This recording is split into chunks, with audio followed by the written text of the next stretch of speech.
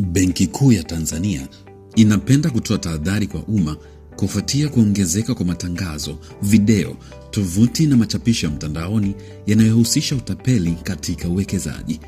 Baadhi ya machapisho haya hutumia picha au video za kutengenezwa kwa teknolojia ya akili unde, yani AI, zikidai ushiriki wa viongozi wa serikali, watu maarufu au viongozi wa umma katika fursa za uwekezaji ambazo si za kweli.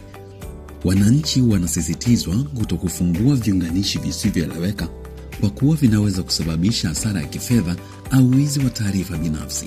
Dalili za kawaida za utapeli wa mtandaoni ni pamoja na matumizi ya picha au video bandia, kuagizwa kubonyeza viunganishi, ahadi ya faida kubwa kwa muda mfupi, kushinikizwa kuchukua hatua mara moja na kuombwa taarifa za utambulisho au za akaunti za fedha.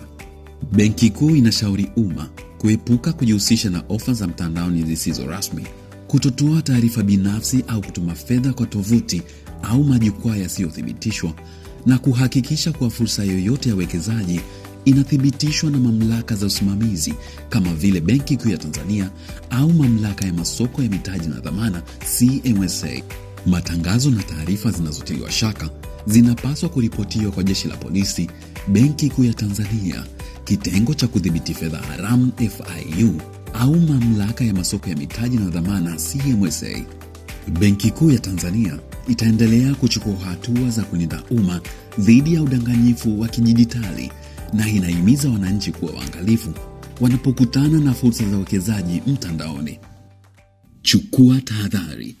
Chunguza kwa makini kabla ya kuwekeza.